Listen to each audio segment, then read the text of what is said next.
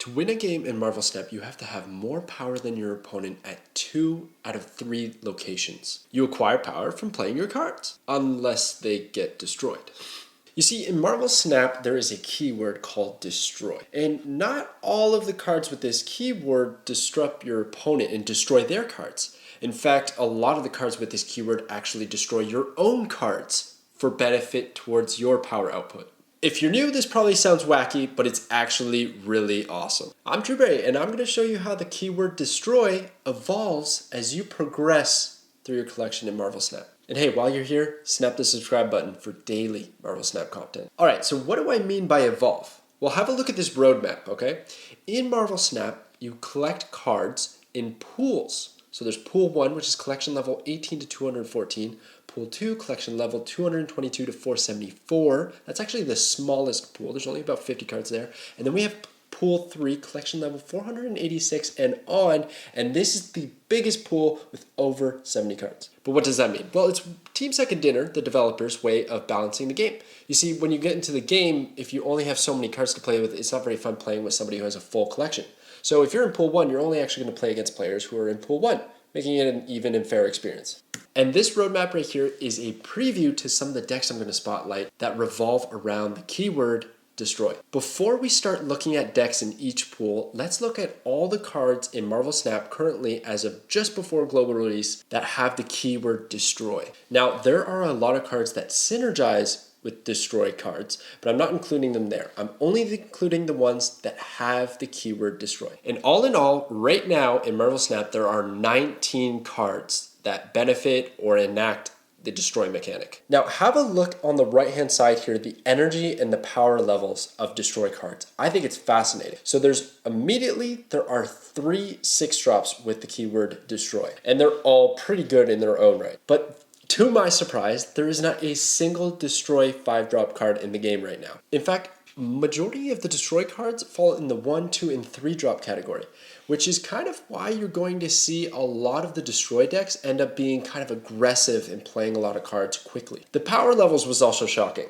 There's a big gap down the middle. Destroy cards are not actually that powerful, but they can be once they're combined together. But their default power levels are quite low. A lot of 1 power cards, 3 power cards, and then you have your anomalies that are some of the highest power totals in the entire game, like Death and Destroyer. I will get into these cards in a short while. Pool 1. Pool 1, we have Nova, Elektra, Angel, Wolverine, Colossus, Carnage, Armor, and Deathlock. Now, very early on when the game first released in beta, Carnage Nova was the most broken combo in the game. When Nova is destroyed, it gives +1 power to every other card on your side of the board. So this is one of those cards you want to actively destroy. In the past, it gave 2 power to every card. It was nuts. Carnage's ability is when you play it at a location, it's going to destroy every card at that location on your side of the field. And for each card, he gets +2 power. So it can get to 6 or 8 power very quickly. So you might imagine, in combination, when you use Carnage on Nova, you get a widespread buff and you get a beefy Carnage. Deathlock is another good activator. He's going to destroy your cards at a location. And Elektra is going to destroy one of your opponent's cards, so you can go for that disruptive build. But there's actually a couple of cards here that are defensive, like Armor and Colossus. Colossus can't be destroyed. He can't be moved, actually, and there's a few other things that can't happen to him. He's Colossus. But Armor is going to protect all the cards at a location. So any card at the location with Armor can't be destroyed. So one of the stronger decks when you're just getting started, in my opinion, is this deck right here. And I'm calling it a Flood Destroy deck. And the aim is to flood the board with a lot of 1-drops nice and early, buffing them up with Kazar and Blue Marvel, which are going to give +1 power respectively to those cards. And we have the Nova Carnage combo to give even more buffs. Let's have a look at this clip, which showcases the combo. All right. So here I have Nova, and I've already set the board up with a lot of cards. I want to play the combo as late as possible. So I use my Ant-Man, which gets Kazar buffs, Angel comes out and gets buffs, and then we're going to Nova into Carnage, and watch the distribution of power. Boom!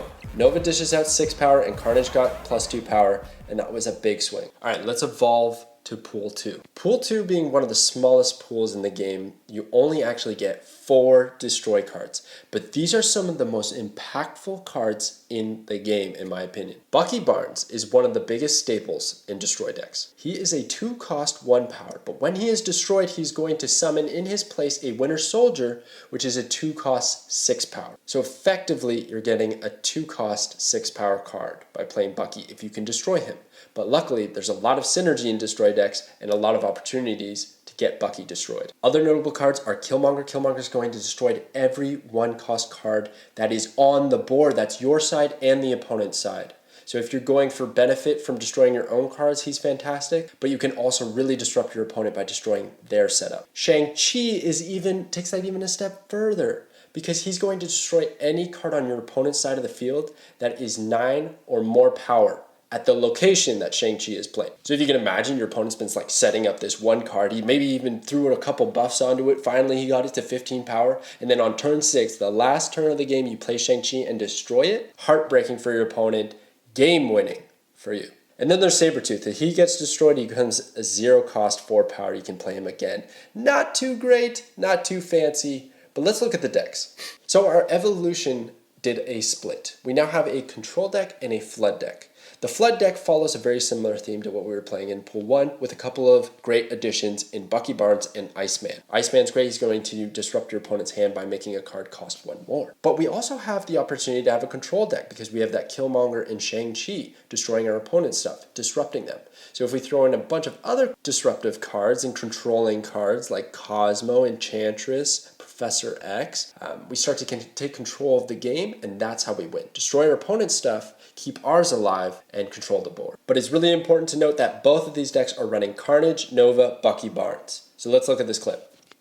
Alright, so here we have Bucky Barnes out and a Nightcrawler that hasn't moved. There's more to meets the eye with this combo. So I'm going to play Squirrel Girl, and I'm going to move Nightcrawler on the right, and then play my Carnage. Because of the sequence that happens in Marvel Snap, the movement occurs before any cards are revealed. So Nightcrawler's going to be on the right. Squirrel Girl, because she's played first, puts a squirrel there, so Carnage eats them all up, getting that +2 power from all those cards, and the Winter Soldier comes out, and Angel flies out of our deck, because when a card's destroyed, Angel comes out of your deck. You don't even need to draw him.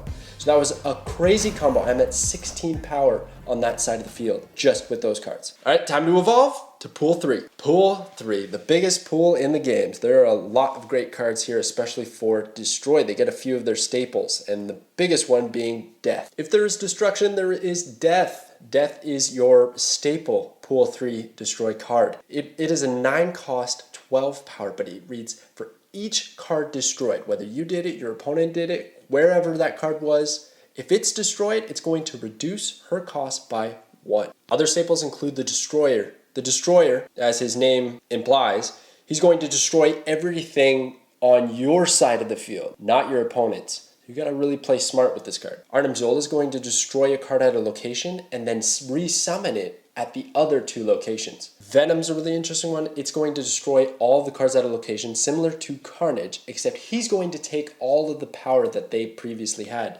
So if they had a net gain of 30 power, well, he's gonna become 31 power, 1 card at that location. Deadpool, everybody's favorite, Ryan Reynolds. When he's destroyed, he goes back to your hand and doubles in power. So if you can somehow figure out to buff him, he becomes a 1/5, you destroy him, he's going to jump back to your hand as a 1-cost 10 power. It can get absolutely out of hand. I've seen Deadpools get up to 64+ power. Nuts. Gambit discards a card from your hand and destroys a card on your opponent's side of the field. This can have some crazy synergy. And then Kingpin's going to destroy any card on turn 6 moved to Kingpin's location. It's not too bad. He's really fun. So here's our 2 decks. So I'm going to start with Deathwave. Deathwave is probably the most natural of evolution from the Flood deck we were running, because the goal is to flood the deck with as many 1-drops as possible and destroy them so that we can discount Death, play Wave, which will further discount Death, which I'll show you in a second. And I have the perfect example of this. Check it out. All right, so Death gets discounted through the game for each card destroyed, but when you play Wave, which sets your hand to 4, it's actually going to further discount Wave. She goes to 4 and then applies her reduction in power. So as you see here, Wave comes out and Death is going to go down to a 1 cost from 6. Absolutely insane. So with that and Arnim Zola in hand, and the Super Flow, which gave me extra energy, I'm able to play Death on the far right and Arnim Zola on the same turn. Arnim Zola is going to destroy Death, who is 11 power, and place her at the other 2 locations. That was a 22 power swing in that single turn. Nutty. It also wasn't even the last turn of the game, but it did end up being the last turn because my opponent retreated. And then we have the Destroyer Lockdown. So this is an evolution from our control deck. And this time what we're looking to do is we set up one location with a bunch of high power things and try and lock it in as early as possible, with maybe Professor X locking down that location. And then on the other location, one location only, we're going to play other cards that can get destroyed without a worry, or Hobgoblin to disrupt my opponent's side of the board, and then play Destroyer. Destroyer won't destroy any cards at that one location we've set up if we've done it appropriately with Professor X or armor protecting them. So check out this clip which showcases this. So in this scenario, I have protected the left side of the field with armor. I have enough power to beat my opponent, and down the middle I have Nova, Colossus who won't get destroyed, and the Hood, which I can destroy with no problem.